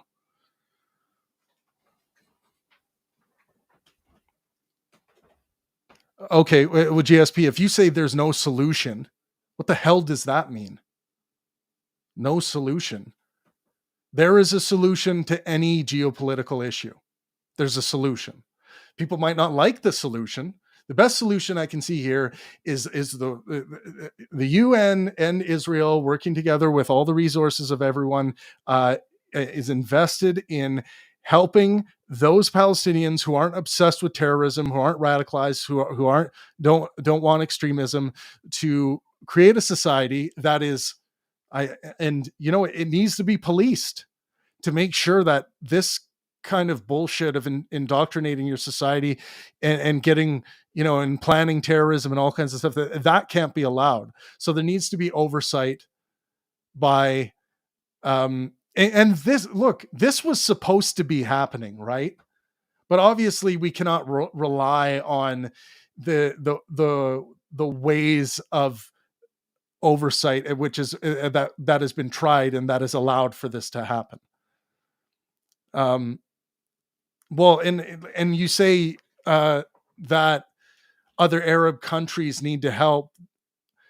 Well, unfortunately, a lot of the Arab countries seem to really enjoy what's going on here, because there's a lot of Jew hatred in other Arab countries. And I hate that. I think it's disgusting. So it's like, in some ways, Palestine has been this like welcomed beehive that gets stoked by the Islamic extremists around the world that really like what happened on October 7th. And this is going to take a great effort to try and snuff out the people who are responsible for causing the most problems. The people who are subjected to indoctrination here need a way out of it. And, Douglas has talked a lot, like a lot of these people are lost causes. I don't believe that. And for the reasons I explained earlier about, dogmatism can be overcome. But it's not easy. If this was easy, it would be done. It's not easy. There the other day, I saw recent footage of Hezbollah firing rockets into where I was, and the UN cars driving along the so-called demilitarized zone as the rockets were going off. And what did they do? They just U-turned and went back. Tell me this is the United Nations doing something. Like, tell me that Israel should trust the international community to safeguard the people of this country. It's a joke, and a really expensive joke, because we're all paying for it. We've been paying for it for decades. People in the West have to realize we have been rinsed by these people and misled by them. So if somebody says, well, what are you going to do to ensure that the next generations of Palestinians are not made into sociopaths in Gaza? I'd say, make sure every nation in the world who says they care, make sure they're not. Make sure they're actually educating the children. 100%, Douglas. You the man. 100%.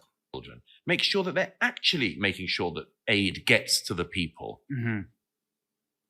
But do you see any willingness to do that? I haven't seen it to date, so why should anyone expect it from now? And then if you're talking about the international community, look at what happened in The Hague at the International Court of Justice, only the 11th of January, where South Africa took the case of genocide against Israel about what's It was paid to do that by Iran, of course. Iran used South Africa as the litigant at the International Court against Israel. And Kel fucking surprise, Jeremy Corbyn was in attendance amongst. Oh, of course. I mean, this ties into what we were saying earlier about the problem with Britain Hey guys, just take a second to drop a like. It really helps the algorithm. taking how Brits are on the streets.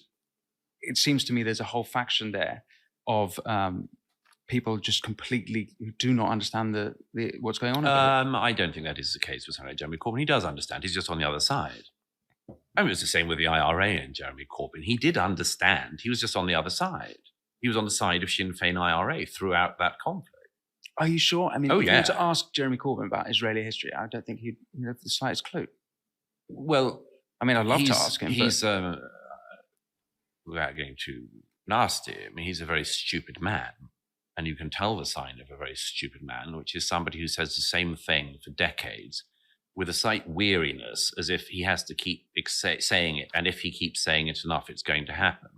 Well, tell us what you really think, Douglas. I think it's better for Douglas here, and this is where I get into, dialectical critique. I think Douglas would be better served to call this person, say that this person has very stupid ideas. Target the ideas, not the man. Target the ideas, not the man. The man can always change. All of a sudden, tomorrow he'll have good ideas. Then some might say, well, now he's no longer a stupid man. Well, I would suggest that he wasn't a stupid man in the first place. He had stupid ideas. So I think it's more accurate to target the ideas and not the person.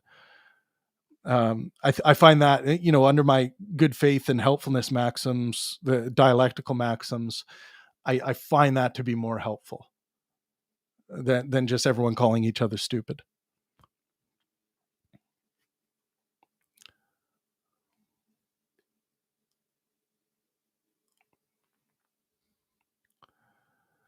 Okay, I'm going to open up that file. Interesting.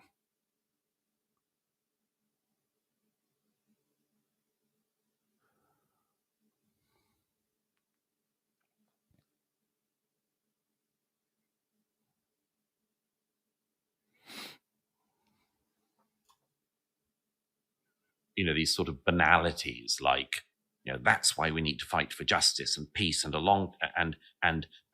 that's why we need to tackle all forms of hate, this sort of thing. And what does that even mean? No, and by the way, just to go back, that yes, this was a man who just after the IRA tried to kill the elected Prime Minister of the United Kingdom, invited the leadership of the IRA to the House of Commons. That wasn't because he was a peacemaker. Jeremy Corbyn was nowhere near the peace process. Never, ever been near any peace process. He was not involved in peace in Northern Ireland because nobody would have trusted him to be, because he was so obviously on the side of Sinn Féin IRA throughout. Okay, it's the same with him here. He's on the side of his friends, Hamas and Hezbollah. He is not a peacemaker. Now, there are other people, Islamists on the street. When you say people on the streets of Britain, I really always want to reiterate this point. These are not the British public. They are Islamists, people who take advantage of our country and seem to hate it, and bizarrely enough moved to our country. I can't understand that. Like if I moved to a country, it would generally be because I liked it.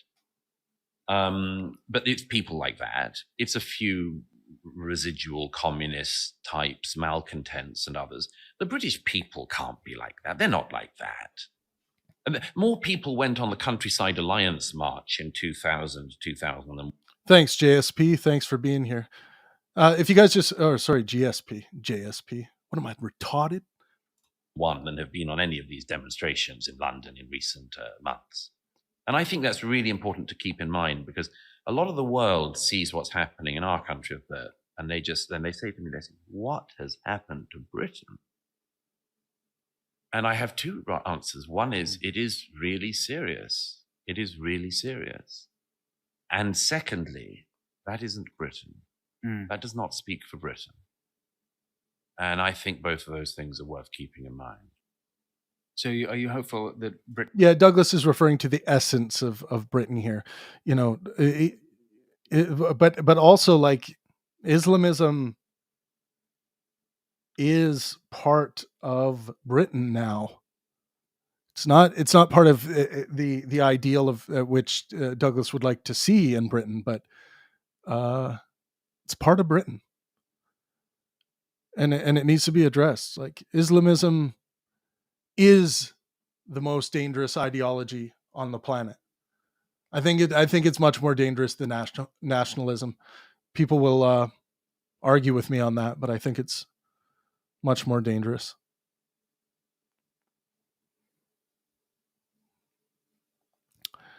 We're going to go check here.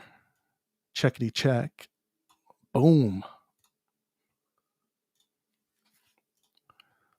I can't finish off this turd I'm playing. I don't think he's 567 rated. He's much better than that. I apparently have a 1200 rating on these 24-hour games. I like playing the 24-hour tables because if I'm commenting on something, I don't want to lose like an insurmountable amount of time. Britain can be salvaged. Well, I think so, but it would require a massive change of tone and a change of leadership. And it's so strange. I mean, British politicians are so odd. I've watched them all my life. I've known quite a lot from all sides. And many are driven by very good instincts. Many are driven by a genuine sense for public service. But they are also creatures of the wind. You know, they do, for some reason, float where the wind blows them. Mm. And the reason I think we've had a generation of pretty supine politicians on this is that they are basically herded like a herd of sheep by very angry sheepdogs who nip at, and sometimes savage people at the side of the herd in order to make the herd behave in a certain way. And we've seen that in recent months as well. You know, people's post bags get filled with complaints from their Muslim constituents and others about Israel, and they start to worry about it. Well, if you ask any MP, by the way, one of the things that they get most in their post bag about foreign policy is Kashmir. Huh. Yeah, because there's a lot of people in Britain from the Indian subcontinent who also are very, very exercised about Kashmir. I've not heard any politician talking about Kashmir. No. And I've seen no protests on the streets particularly. But you could be fairly certain that if an Indian-Pakistan war, for instance, kicked off at some point, there would be hell on the streets of Britain. Well, I mean, that's just the consequences of mass immigration.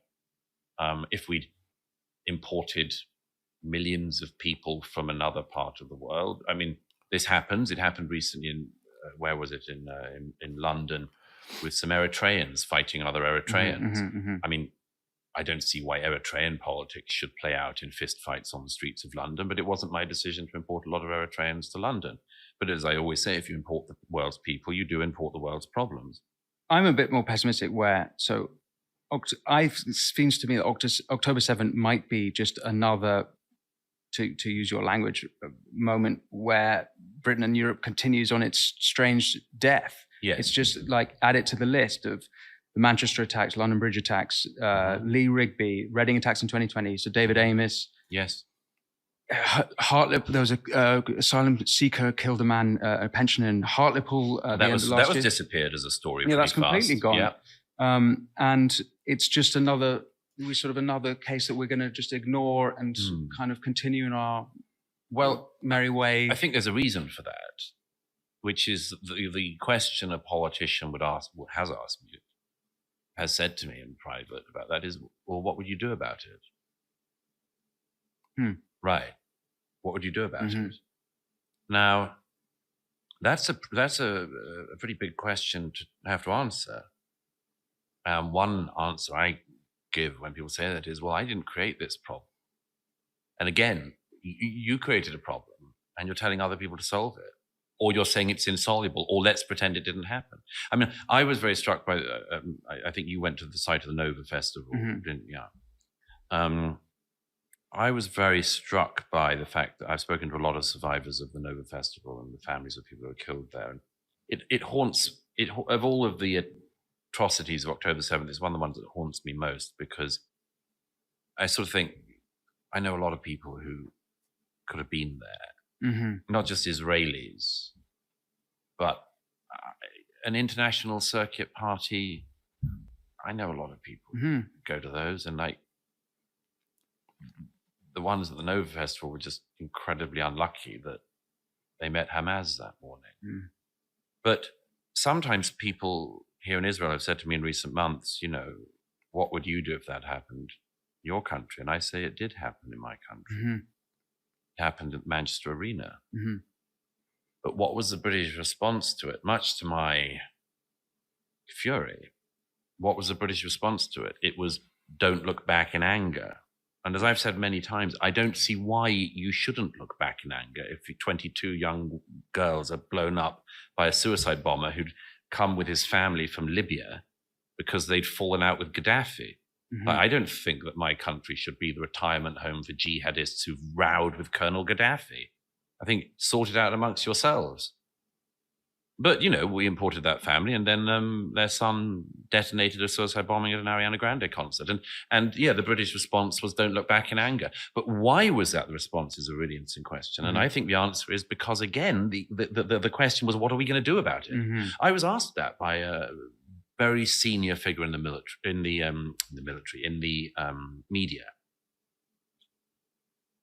In that period, because I was furious about the way in which the media was reporting it as well.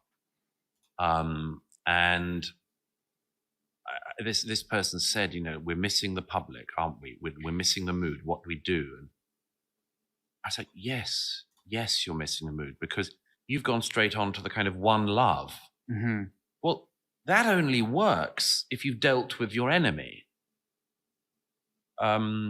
And we in Britain just sort of, you know, the inquiry into the Manchester Arena attack discovered that a security guard who saw the bomber thought he was suspicious, saw him acting suspiciously. He was carrying a large rucksack with what turned out to be a large explosive in it. And the reason the security guard didn't report the young man was because he looked Muslim and the guard was worried he'd be accused of racism or Islamophobia. Mm-hmm. When people say, why do you care about these things? I say, because it actually kills. Yeah. Okay? This so-called political correctness and things, it actually kills. Yeah. It's not a harmless pursuit. If there was a more appropriate attitude towards all of these things, a more realistic attitude towards these things in Britain, in America, in every other Western country, there would be people alive today who are not. Mm-hmm.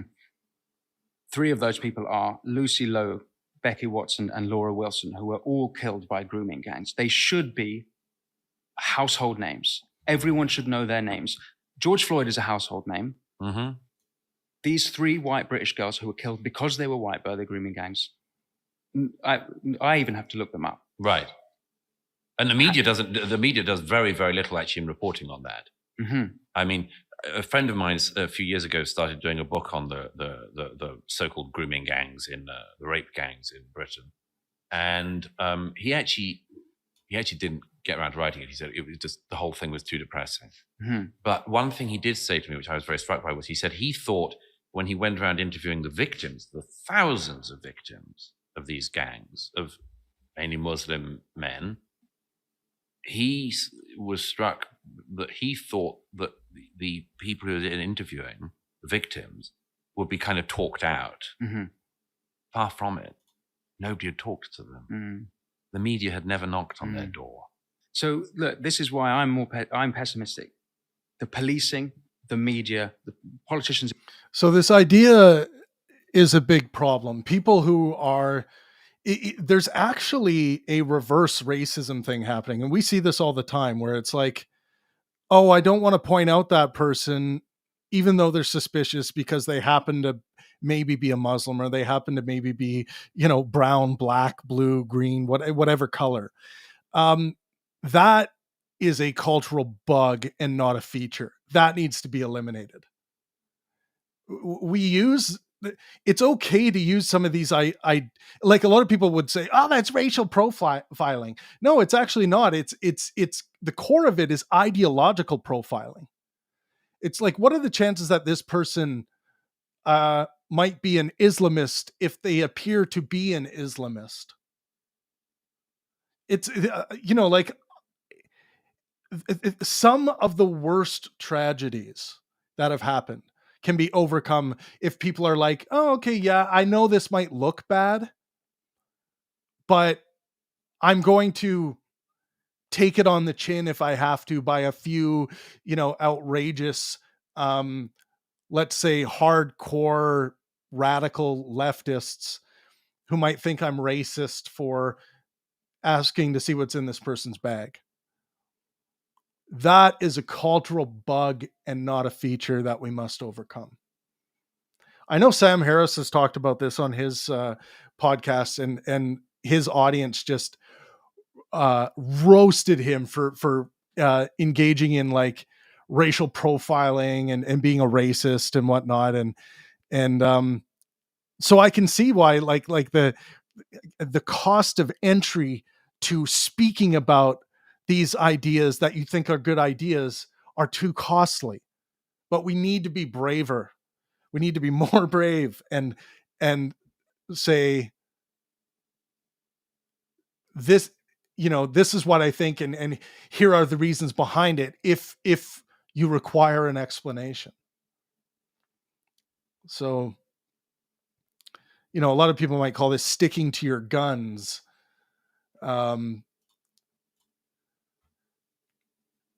But it doesn't have to be that. It can just be like, I have this idea that might be wrong, and it might make me look bad if I act upon it.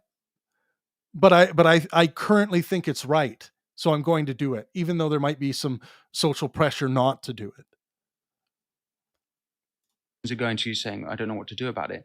All the institutions of Britain are hapless. Yes. So I'm very pessimistic about where this is going. Well, one of the things that people quite often think is there'll be a kind of... Before we continue, guys, please hit the like button. It really helps the stream out. I'm going to start live streaming more during the day, and I'll be touching on content that seems to be popular on the Pangburn in the Pangburn network. So hopefully you guys will join me for that. And I thank you for your comments and criticisms, anything you have to say. I appreciate it.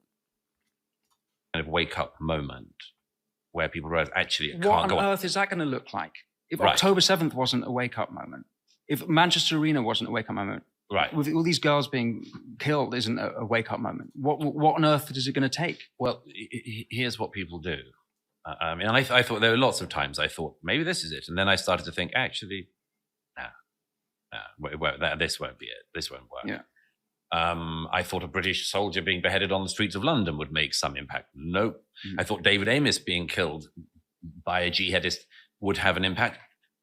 Look at the debate that his colleagues did, the session in which Parliament reconvened to pay tribute to their fallen colleague. It was as if David Amis had died of a heart attack from natural causes. None of them. Some of them talked about the online harms bill because they said things like, people write mean things about us MPs. Okay, well, people write mean things about everyone. Yeah. I'm not downplaying the threat to MPs, but there's a lot of hate online. But they were talking about the online harms bill. David Amis wasn't killed by the online harms bill. He was killed by a guy who had also stalked out Michael Gove's house to try to assassinate him and to murder him. And this young man, was it Ali Harbi Ali? I thought, what a disservice, what a deep disservice to your colleague that you would not acknowledge the reason he was killed. And by the way, when Joe Cox was murdered in equally brutal circumstances, it wasn't the case that the House didn't want to identify the killer or what might have motivated the killer. In fact, as I well remember in 2016, there was a period where almost everyone who was voting for Brexit was being accused of being complicit in the murder of Joe Cox. If somebody said, for instance, every Muslim in Britain is complicit in the murder of David Amis, you would have howling. And by the way, I think it would be wrong. Of course they're not. But they couldn't even identify the strand of ideology that had led to the murder of their colleague. And that's MPs. These are elected representatives. And this is one of their own, killed. in the most brutal fashion by somebody who then sits by the body proudly. And they don't have the guts. They don't have the... And what is that? Cowardice. Cowardice and a total inability to think of how to address the problem. Because David Amis was not killed by a one-off crank. He was killed by somebody who has an ideology which is rampant across the West, which is rampant in the region we're in, which is covering the Gaza and the West Bank and much of the Muslim world. So it's not, and as I say, apart from cowardice, then it's a thing of, why don't you recognize this? And we then would come back to that same thing, which is, what are you going to do about it? And there have been times when there was one time when I thought it might shift in Europe. And that was the days after the Bataclan. Again, when people say, well, how would you react to the Nova Festival in Europe? I say, the Bataclan was the closest we've had. And there was a moment then, I remember Jean-Claude Juncker and Angela Merkel went very quiet for about 3 days because they were waiting to see if the attackers had come from the recent migration from the Middle East and North Africa. And if they had have done, I think there would have been serious consequences in Europe and against them politically for sure. But they just managed to survive it by the fact that the terrorists on that occasion were Belgian and French born. They had come for training in Syria and slipped back into Europe through the migrant routes. But the train just missed some of the European politicians. But still, by the way, in France, the discussion on what we're talking about here is much more advanced than it is in Britain. Where is it at in France? Oh, well, I mean, left-wing politicians in France say everything I say. And I mean, they all know there's a problem, because how could you not? They don't all know what the solutions are, and they don't all suggest very many solutions, but they all know there's a serious problem. I don't think the British authorities do. There's another, as well as the media and politicians, there's a civil service, and you've just been, you've been brought into a big story about the civil service. There's been a whistleblower named Anna Stanley, and this is pretty rare because civil service are under NDAs, so they can't speak out. She's come out, and she was made to do some sort of counter-terror training at King's College in London, in which not only are we told that she heard conversations where people thought the Prevent program was Islamophobic, but also your name came up along with your friend Joe Rogan. Yes. It seems to me that the civil service is another, call it the blob. In America, they've got their version of it, the deep state. How concerned about the civil service are you? Do you think that this is another sort of thing that needs to be taken apart?